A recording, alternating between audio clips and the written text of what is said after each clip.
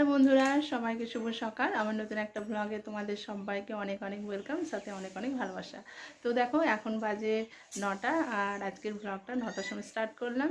তো সমস্ত কাজকর্ম হয়ে গেছে, এবার রান্না বসানোর সময় হয়ে গেছে। তো বন্ধুরা, আজকে দুপুরের মেনুতে আমাদের খিচুড়ি হচ্ছে। তো আজকে হঠাৎ করে দুপুরের মেনুতে খিচুড়ি হওয়ার কারণ আছে, এর পেছনে একটা গল্প আছে। তো তোমাদেরকে সেই গল্প আজকে শোনাবো। তো মানে খুবই ইন্টারেস্টিং একটা গল্প, আবার তার সাথে সাথে কিন্তু ভয়েরও। তো চলো ব্লগটা শেষ পর্যন্ত দেখতে থাকো, তাহলে অবশ্যই গল্পটা জানতে পারবে, অবশ্যই গল্পটা শুনবে। তো চলো বন্ধুরা, ব্লগটা শুরু করলাম, দেখতে থাকো। আশা করছি তোমাদের আজকের ব্লগটা ভালো লাগবে। তো এখানে দেখো খিচুড়ি কমপ্লিট হয়ে গেছে, আর একটু বড় হাঁড়িতে করা হয়েছে। যেহেতু বর আছে বাড়িতে, ও প্রচণ্ড ভালোবাসে খিচুড়ি খেতে, আমিও ভালোবাসি, দিদিও ভালোবাসে, আর কতগুলো বাচ্চা আছে, আর আরও বলা হয়েছে দু একজনকে। তো সবাই মিলে খাবো।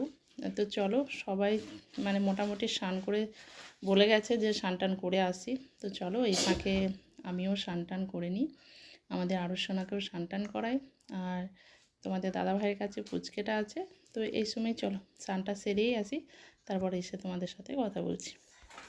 নিচে বসে বই করে দাও, সকাল থেকে চলে যেতে পারিনি। ও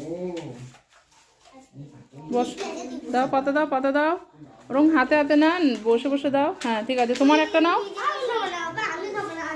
না, সবাই মিলে একসাথে খাও, বন্ধুরা মিলে। না, গ্লাসগুলো দাও। নে, তোরা তিনজন নে, তোদেরকে দিচ্ছি। সকাল থেকে করে নিতে পারিনি তোমার। হ্যাঁ, ওকে একটা দে, বোনিকে একটা দে।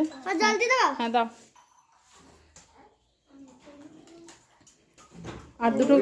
আর দুটো গ্লাস আমি দিচ্ছি, দাঁড়া।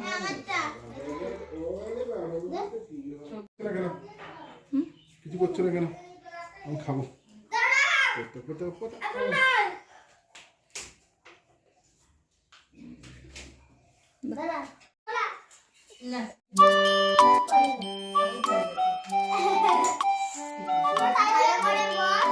সবাই খেয়ে নাও সুন্দর করে। তোরা সবজি খাস না? তো কই নিবি না? হ্যাঁ বাবা, খাবি, সবার শেষে মিষ্টি আছে।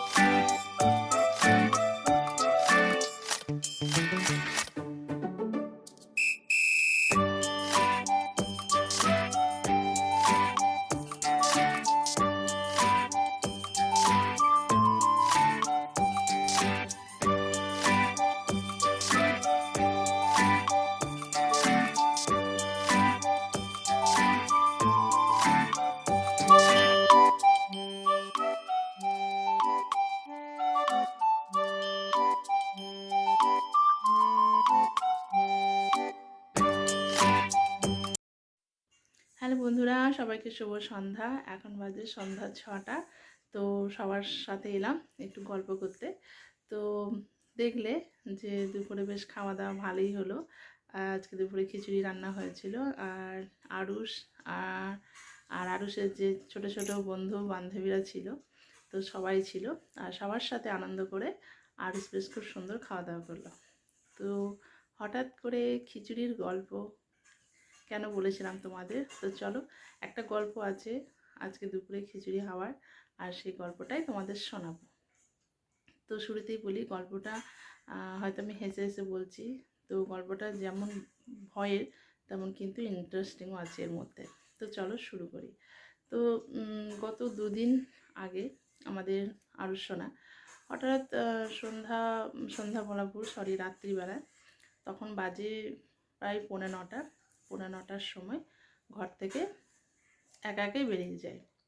তো একা একা গেট খোলে, বাড়ি থেকে একটা টর্চ নেয়, টর্চ লাইট নিয়ে ও রাস্তার মধ্যে, মানে আমাদের এখানে যে পুকুরটা দেখিয়েছি তোমাদের, তো পুকুর পাড় দিয়ে একটা রাস্তা আছে, আর সে রাস্তা যাওয়ার পরে ওখানে কতগুলো বাড়ি আছে, তো সেখানে ও চলে গেছে হঠাৎই।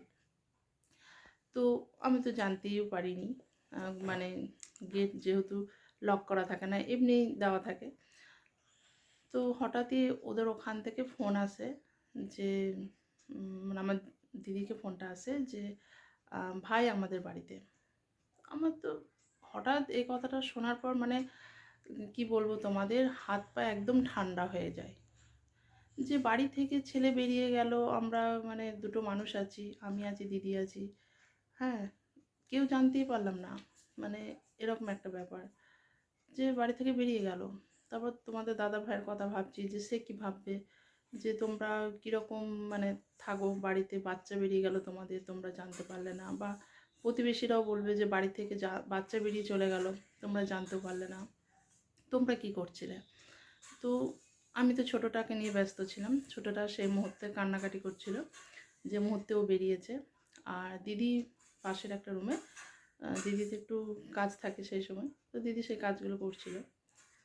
তো এরকম একটা ব্যাপার। তো আমাদের এখানে যেটা হয়, তোমাদেরকে মানে শোনাবো কোনো একদিন, এখন এই মুহূর্তে স্টপ আছে, নাহলে তোমাদের শোনাবো। এই 6টা থেকে 6:30 যেই বাজে, আমাদের এদিকে মানে অনেক শুধু মাঠই আছে বেশিরভাগ, তো চাষবাস হয়। তো সন্ধ্যা 6:30 বাজলো মানে শেয়াল ডাকা শুরু হয়ে গেল। এত শেয়াল ডাকবে মানে কি বলবো, গা হাতে কাঁটা দেবে, এত ভয় লাগবে। আর ঘর থেকে তো বেরোনো অসম্ভব, কোনো মানে দরকার ছাড়া ঘর থেকে বেরোই না। আমি তো ভীষণ ভীতু, আমি তো বেরোবই না। তো ছেলেও কোনো দিনও বেরোয় না, মানে ওর রাত্রিবেলায় পটি করার জন্য বাইরে যায়, তো আমাকে ডেকে নিয়ে সঙ্গে যায়। মানে সেদিনটা যে ও কী কারণে বেরিয়ে গেল, মানে এটাই হচ্ছে কথা। তো পরে ওকে ওখান থেকে নিয়ে আসার পর ওকে জিজ্ঞাসা করলাম যে তুমি কি করতে গেছিলে এত রাতে।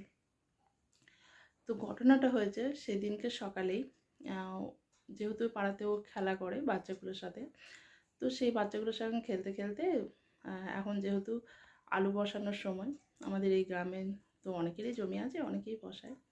তো আলু বসানোর সময় সব বাড়িতে কী করছিলো, ছোটো ছোটো আলু বীজ যেগুলো সেগুলো কাটছিল। তো ওদের কাটতে দেখে আমাদের আরুষনা জিজ্ঞাসা করে যে তোমরা এই আলুগুলো কী করবে। তো ওরা বলে যে এই আলুগুলো আমাদের বাড়িতে আজকে ফিস্ট আছে, খিচুড়ি খাওয়ানো হবে, তো তুই চলে আসবি, এরকম বলা হয় ওকে। এটা মজা করে বলেছিল ওকে। তো কথাই বলে অনেক সময় কি বলো তো, বাচ্চাদের সাথে মজা করতে নেয়, এমন মজা তো অন্তত করোই না যেটাতে ওর ক্ষতি হবে বা যাই হোক। তো ওর সঙ্গে ওরা মজা করেছিল ওদের বাড়ির লোকেরা। তো তারপরে ও আমাকে এটা বারবার বলছে, মা আজকে ওদের বাড়িতে আমার নিমন্ত্রণ আছে, খিচুড়ি খাবার নিমন্ত্রণ আছে।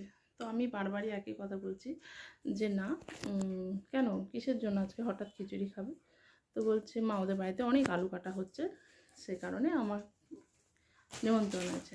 তো আমি বলি না বাবা, ওই আলুগুলো আলু বসানো হবে, সেই কারণে আলু কাটা হচ্ছে। এ দেখো সব শুনছে।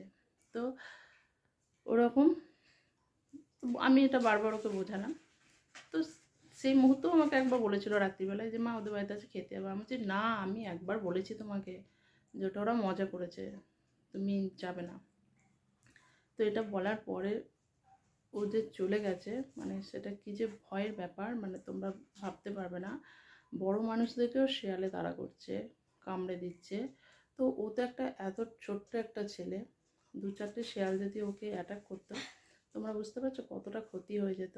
আর সবথেকে বড় কথা, দুটো রুমে যেহেতু আমরা দুজন ছিলাম, দিদি একটা রুমে, আমি একটা রুমে। তো দিদি ভাবছে আমার কাছে আছে, আমি ভাবছি দিদির কাছে আছো। তো সেই মুহূর্তে যদি ও বাইরে থেকে চিৎকারও করতো, হয়তো আমি বেরোতাম না, আমি বুঝতেই পারতাম না যে আমার বাড়ির ছেলের কিছু হচ্ছে। মানে কতটা ভয়ের বুঝতে পারছো, মানে তোমাদেরকে বলছি আমার গায়ে হাতে কাটা দিচ্ছে, মানে এতটাই ভয়ের সেদিনকে না আমি মানে তারপরে থেকে এখনও পর্যন্ত ওকে সবসময় চোখে চোখে রাখি, দিনের বেলাতেও ওকে চোখে চোখে রাখি যে ও কখন কি ঘটিয়ে ফেলে। তো এই সব হওয়ার পরে আমরা বললাম যে আজকে ঠিক করলাম যে চলো বাড়িতে একটু খিচুড়ি বানাই আর ও খাবে। আর সত্যি কথা বলতে কি, খিচুড়ি খাওয়া দাওয়া এসবগুলোর প্রতি ওর কোনো ইন্টারেস্ট নেই, বাড়িতে এত খাবার দাবারের কোনো ইন্টারেস্ট নেই। ওর ইন্টারেস্ট হচ্ছে সবার সাথে মিলেমিশে ওই যে খেলা করব, খেলা ছিল বাচ্চাদের যেটা হয়। তো সেই কারণে আজকে বাড়িতে খিচুড়ি করলাম। আর ওর সেই বান্ধবীগুলোকে ডাকলাম, সেই বাচ্চাগুলোকে ডাকলাম, আর তাদের সাথে ওকে মানে খেতে দিলাম। তো মানে এটা ছিল কারণ। তো সত্যি কথা বলতে মানে এত ভয় বোধহয় আমি কোনোদিনও পাইনি, মানে বাচ্চাকে নিয়ে মানে এতটা ভয় পেয়ে গেছিলাম যে কি হয়ে গেল বা কি হতে পারত, এটা নিয়ে মানে প্রচণ্ড ভয় পেয়ে গেছিলাম। তো আমি যখন ও মানে দিদি ওকে নিতে গেছে একদম বাড়ি থেকে, তো আমি সেই মুহূর্তটাতে মানে শুধু মানে বাইরে বেরিয়ে গেটে দাঁড়িয়েছি। সেই মুহূর্তটা আমার আর মানে শেয়ালের ভয় লাগেনি, আমি ওর জন্য দাঁড়িয়ে দাঁড়িয়ে ওখানে অপেক্ষা করছি।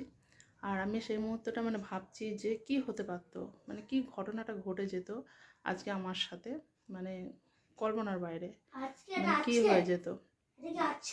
তো মানে কি বলবো, ঠাকুর আছেন, অবশ্যই ঠাকুর আছেন, আমাদের সবাইকে দেখছেন অবশ্যই, মানে ঠাকুরের কৃপায় হয়তো আমার কিছু ভক্তি আছে যার জন্য আমার মানে কোনো ক্ষতি হলো না। তো আমি মানে ঠাকুরকে ডাকছিলাম, যে সবসময় ডাকি ঠাকুরকে যে আমার সন্তানদের ভালো রেখো। তো যাক, ঠাকুর ভালো রেখেছে, এটাই বড় কথা। তো আজকে আমি হাসছি, সত্যি কথা বলতে সেদিন আমি হাসতে পারিনি, সেদিকে আমি কাঁদছিও না, কিন্তু মানে বুকটা আমার মানে কি বলবো, হার্টবিট এত বেড়ে গেছিলো, মানে কি বলবো। কারণ আজকে বাড়িতে হঠাৎ করে মানে খিচুড়ি করা, তো এই ছিল। তো চলো বন্ধুরা, আর বেশি কথা বলবো না, আজকে এখানেই রাখছি। সবাই খুব খুব ভালো থেকো, সুস্থ থেকো, আর অবশ্যই নিজের বাড়ির লোকের খেয়াল রেখো। চলো সবাইকে টাটা, সবাই গুড নাইট।